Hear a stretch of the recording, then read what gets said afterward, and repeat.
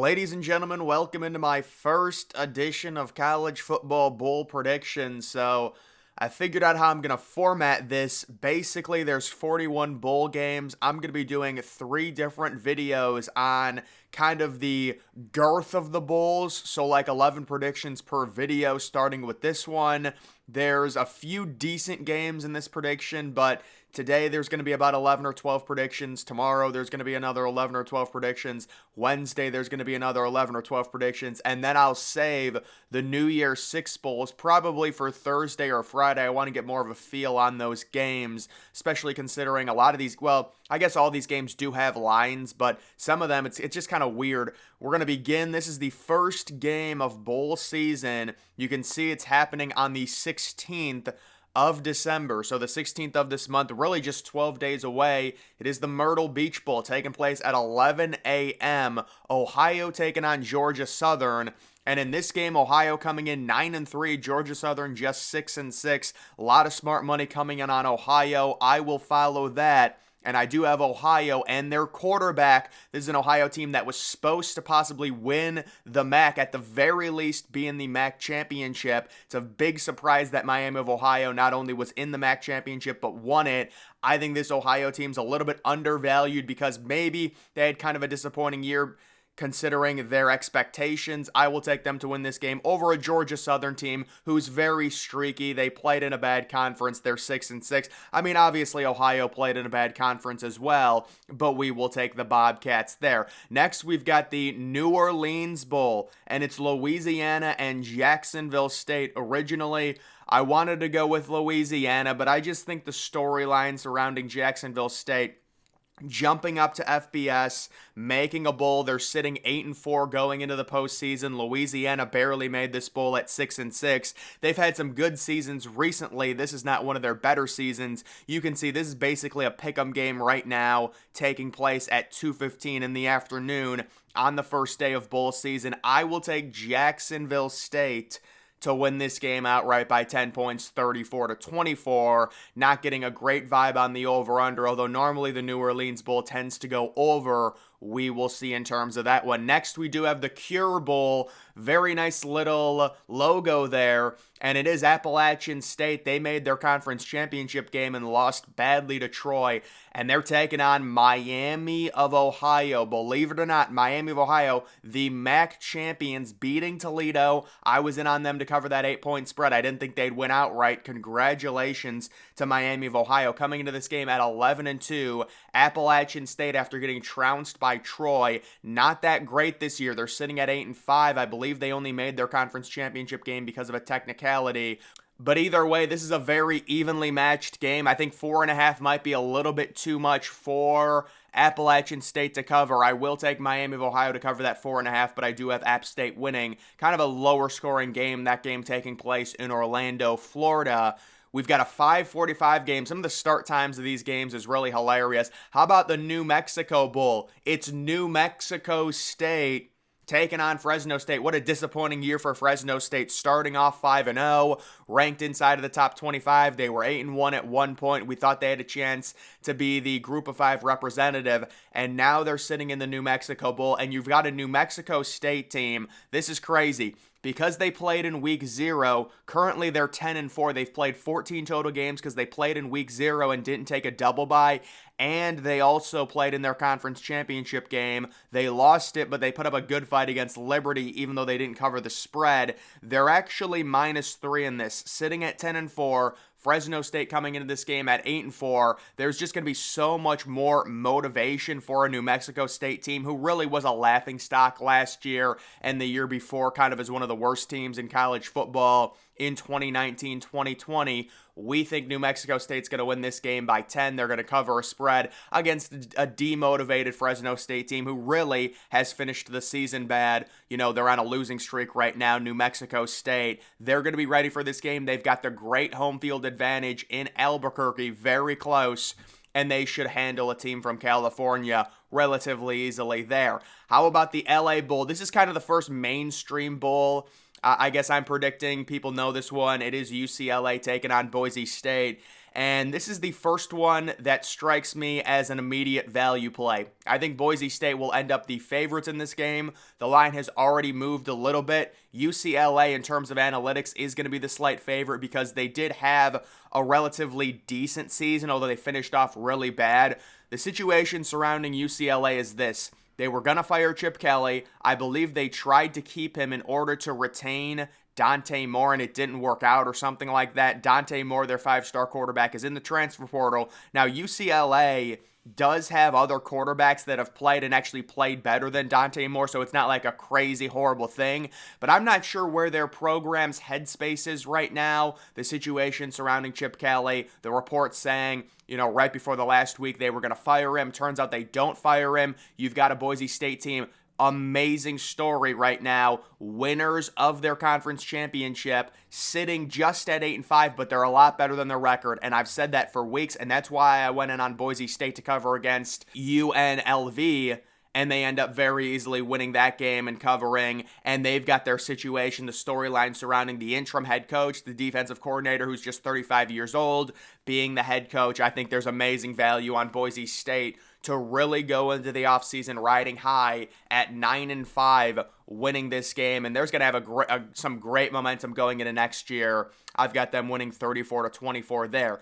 The Independence Bowl, it's 2 more Power 5 teams. It's going to be Cal taking on Texas Tech. So Texas Tech, towards the end of the year, they really just gave up. I mean, they completely quit. They ended up losing to Texas 57-7.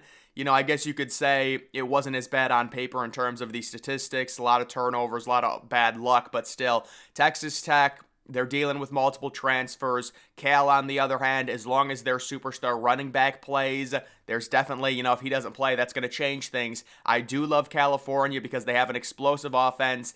They've got a ton of momentum coming into this game. This is a battle of 6-6 teams, by the way. But California, winners of 3 straight. They just crushed UCLA on the road. They won by almost 20. And Texas Tech, they beat a UCF team recently. They beat Kansas, but they're very close wins overall. That's the only reason they're even in a bowl game, because they had 3 straight wins and then the loss to Texas. I think California can win this game because they've got a more explosive offense. And Texas Tech, their starting quarterback is already in the portal. He's out for the year, but still, it's just a complete mess in my opinion. There's no way right now I can pick Texas Tech based on what I saw from them towards the end of the season.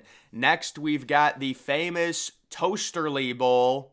This might be a new bowl taking place in Charlotte, North Carolina, 2:30, or maybe it's just a new sponsorship. This is taking place on the 18th, so a few days after bowl season kicks off. It is basically a pick'em. You do have Old Dominion sitting -1 against Western Kentucky. Really like Western Kentucky. I remember going in on Western Kentucky and Austin Reed last year in the New Orleans Bowl, I believe, and I won big, and I think they win this game against an Old Dominion team. Listen, you look at that Old Dominion logo, it's amazing. The color scheme is awesome, but I have to go in on Western Kentucky just because they always play well in bowl games. This is a pick'em game. They're going to go try hard. We understand that, and we will take them to win, and possibly the over as well in that one. Next, moving on to the 19th. So a few of these days, the way the bowl season schedule is formatted, it's just one single game. So there's literally a game Monday, and then this is Tuesday, December 19th. This is the only game. It's a 9 o'clock game.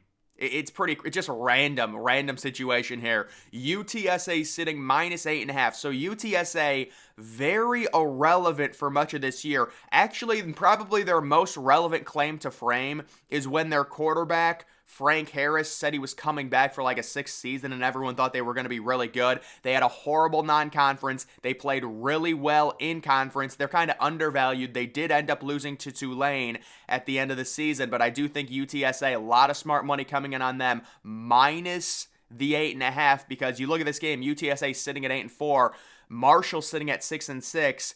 2 weeks ago or 3 weeks ago, Marshall just lost to South Alabama 28-0. They got blown out by Appalachian State. They got blown out by Coastal Carolina. I do not think this game is going to be close. I think UTSA had a year where they kind of underperformed, especially early in non-conference play, and that's why they're in a kind of a degraded bowl. Their quarterback is going to want to go out with a bang. I think they win this game easily. They cover the 8.5 point spread, 41-27. Now we do have the Boca Raton Bowl. How about South Florida staying home here, taking on Syracuse? Syracuse 5-point favorites. We've got a primetime showdown on Thursday, December 21st, just 4 days before Christmas.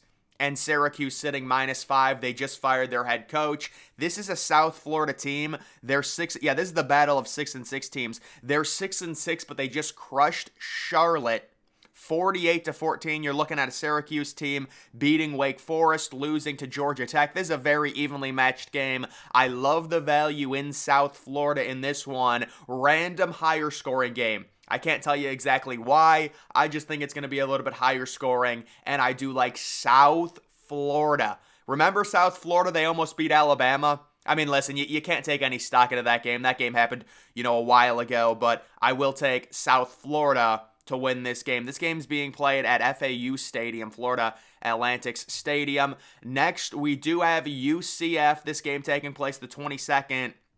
UCF battling Georgia Tech. This game should be a trouncing in my opinion. UCF is significantly better. Now, Georgia Tech, you can say, is kind of a sneaky team at 6-6. This is another battle of the 6-6. Georgia Tech hung in there against Georgia. They beat Syracuse. They got crushed by Clemson. They destroyed Virginia. That's kind of their recent games. And then UCF.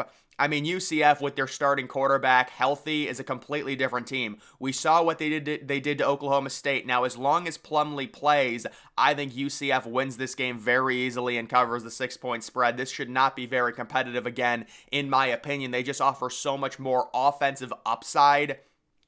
And you're also looking at a Georgia Tech team. They're the same thing every year. They don't have the explosiveness this UCF team has. If they had their quarterback, they would be in a much value bowl. They're a little bit devalued, though, because they dealt with injuries in season. UCF wins this game relatively easily. As long as there are no opt-outs, which I doubt there will be, it's not like that team is full of NFL talent.